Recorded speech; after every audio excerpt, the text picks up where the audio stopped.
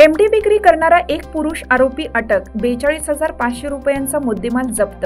दिनांक 10/2/2025 रोजी अंमली पदार्थ विरोधी पथकाच्या प्रभारी व पोलीस निरीक्षक सुशीला कोल्हे यांना गोपनीय माहिती मिळाली की इसम नामे सागर संजय पाटील व 31 वर्ष, राहणार घर नंबर 11, गजानन पार्क कॉलनी, जत्रा हॉटेल जवळ, आडगाव शिवार, नाशिक यांचा हा स्वतःच्या फायद्यासाठी बेकायदेशीररित्या कब्जात बाळगून विक्री करण्याकरिता हिरावाडीकडून त्रिकोणी बंगल्याकडे जाणाऱ्या रोडच्या लगत म्हाडा बिल्डिंगच्या जवळ पंचवटी, नाशिक येथे येत असल्याची माहिती मिळाल्याने सदर आरोपीस पथकातील अधिकारी व अंमलदार यांनी कौशल्य वापरून शिताफीने आरोपींना पकडून त्याच्याकडून 8.5 ग्रॅम वजनाचा मॅफेड्रॉन हा अंमली पदार्थ, 42,500 रुपये किमतीचा व इतर मुद्देमाल 30,000 रुपये किमतीचा मोबाईल व मोटरसायकल क्रमांक MH15EW 51,878 असा एकूण 72,500 रुपये किमतीचा मुद्देमाल आरोपी याच्याकडून जप्त करण्यात आला.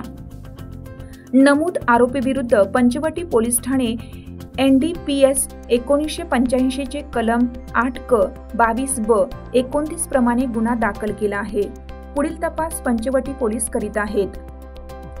आरोपी नामे सागर संजय पाटील हा रेकॉर्डवरील आरोपी असून त्याच्या विरुद्ध दाखल गुन्हे 1. पंचवटी 126/2011 भारतीय दंड संहिता कलम 379 प्रमाणे. 2. सिन्नर पोलीस स्टेशन 4/2018 भारतीय दंड न्याय संहिता 395, 353, 332 प्रमाणे.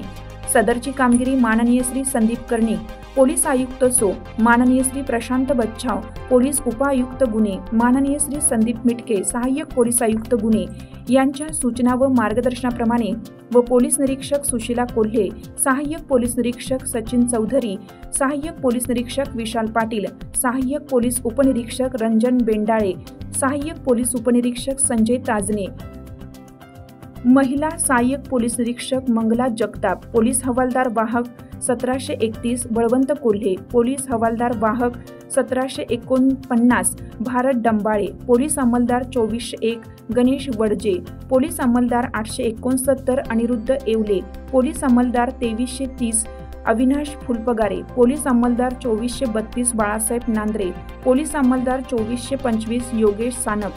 सर्व अंमली पदार्थ विरोधी पथक गुन्हे शाखा नाशिक शहर यांनी कामगिरी केली आहे.